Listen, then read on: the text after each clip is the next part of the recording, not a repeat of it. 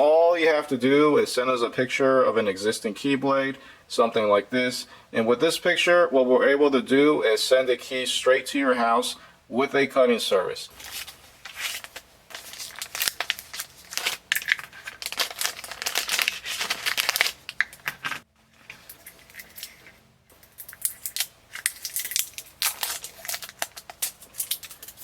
And just place it right here, and then this assembly here that kind of holds it together.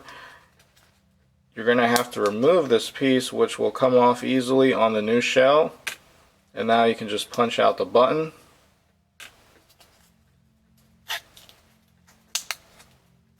So you can see we got the piece off right here. And now you can just remove the button.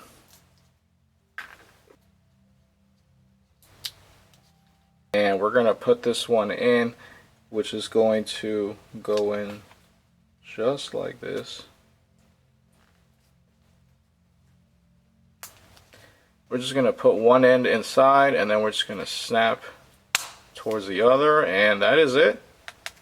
So you can see we have the remote in the new replacement key shell, and we have another brand looking key just like this one. Check us out at fasterautokeys.com.